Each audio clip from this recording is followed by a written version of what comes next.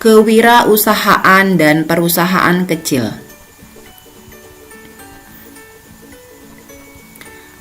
Kewirausahaan adalah kemampuan dan kemauan seseorang untuk berisiko dengan menginvestasikan dan mempertaruhkan waktu, uang, dan usaha untuk memulai suatu perusahaan dan menjadikannya berhasil. Melalui upaya yang dijalankannya, yang bersangkutan merencanakan dan mengharapkan kompensasi dalam bentuk keuntungan di samping juga kepuasan. Bidang usaha atau perusahaan yang dibangun oleh seseorang dengan kepribadian tertentu atau wiraswastawan atau entrepreneur sebagai alternatif penyediaan lapangan kerja minimal bagi si pemilik modal itu, kita sebut wiraswasta.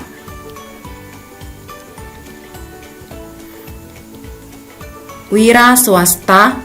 Pengertian wiraswastawan menunjuk kepada pribadi tertentu yang secara kualitatif lebih dari kebanyakan manusia pada umumnya, yaitu pribadi yang memiliki kemampuan untuk berdiri di atas kekuatan sendiri, mengambil keputusan untuk diri sendiri, menetapkan tujuan atas dasar pertimbangan sendiri, mengambil resiko, tegas, memperhatikan lingkungan sosial untuk mencapai taraf hidup yang lebih baik bagi semua orang.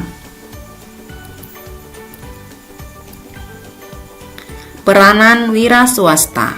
Pertama, memimpin usaha secara teknis maupun ekonomis. Kedua, mencari keuntungan bisnis. Ketiga, membawa perusahaan ke arah kemampuan. Keempat, memperkenalkan hasil produksi baru. Kelima, memperkenalkan cara produksi yang lebih maju. Keenam, membuka pasar. Ketujuh, merebut sumber bahan mentah maupun bahan setengah jadi. Kedelapan, melaksanakan bentuk organisasi perusahaan yang baru. Unsur-unsur wiraswasta. Dalam wiraswasta, ada beberapa unsur penting yang satu sama lainnya saling terkait. Unsur-unsur tersebut adalah unsur pengetahuan, mencirikan tingkat penalaran yang dimiliki seseorang. Pada umumnya, unsur pengetahuan banyak ditentukan oleh tingkat pendidikan orang bersangkutan. Unsur keterampilan pada umumnya diperoleh melalui latihan dan pengalaman kerja nyata. Wiraswastawan yang dilengkapi keterampilan tinggi akan mempunyai keberhasilan yang lebih tinggi. Unsur kewaspadaan merupakan paduan unsur pengetahuan dan sikap mental dalam menghadapi keadaan yang akan datang.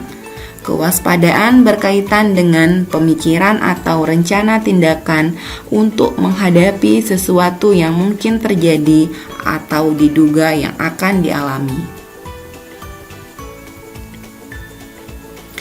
Perusahaan kecil dalam lingkungan perusahaan. Perusahaan kecil memegang peranan penting dalam komunitas perusahaan swasta. Pengalaman di beberapa negara maju seperti Amerika, Inggris, Jepang, dan sebagainya menunjukkan bahwa komunitas perusahaan kecil memberikan kontribusi yang perlu diperhitungkan di bidang produksi, pajak, penyedia lapangan kerja, dan lain sebagainya.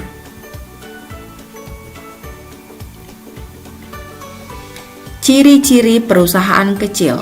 Pertama, manajemen berdiri sendiri.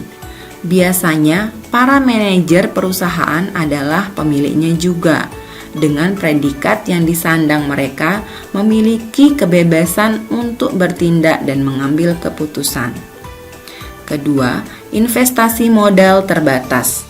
Pada umumnya, modal perusahaan kecil disediakan oleh seorang pemilik atau sekelompok kecil pemilik, karena jumlah modal yang diperlukan relatif kecil. Ketiga, daerah operasionalnya lokal. Dalam hal ini, majikan dan karyawan tinggal dalam suatu lingkungan yang berdekatan dengan letak perusahaan. Keempat, ukuran relatif kecil.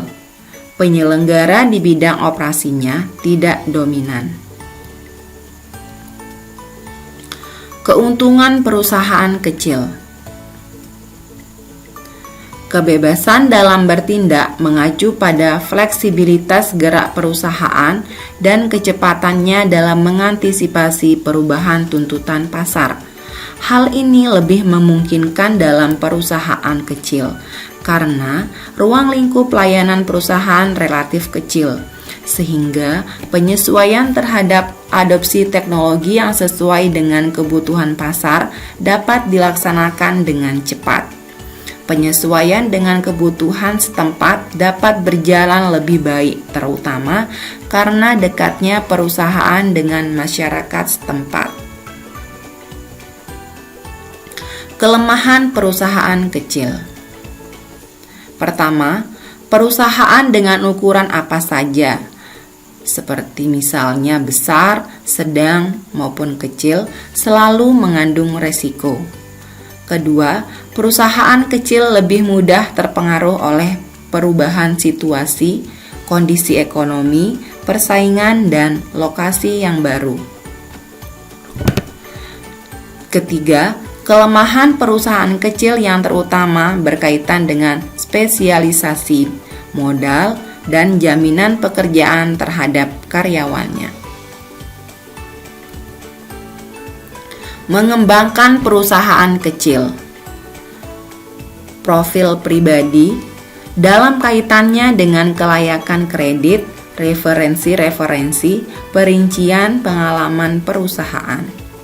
Profil perusahaan dalam kaitannya dengan sejarah, analitis tentang para pesaing dan pasar, strategi persaingan dan rencana operasi, rencana arus uang kontan dan serta paket pinjaman dalam kaitannya dengan jumlah yang diminta, jenis pinjaman yang diminta, alasan pembenaran, jadwal pembayaran berkali-kali, dan ketentuan-ketentuan pembayaran.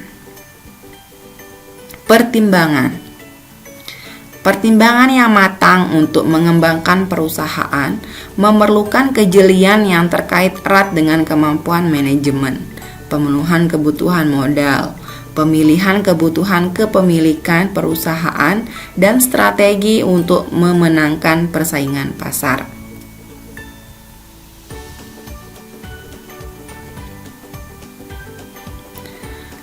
Kegagalan perusahaan kecil. Pertama, kurangnya pengalaman manajemen. Kedua, kurangnya modal.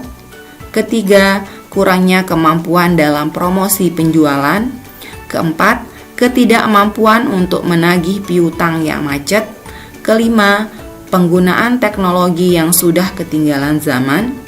Keenam, kurangnya perencanaan perusahaan. Ketujuh, permasalahan kecakapan pribadi. 8. Kesalahan pemilihan bidang usaha dana lain-lain.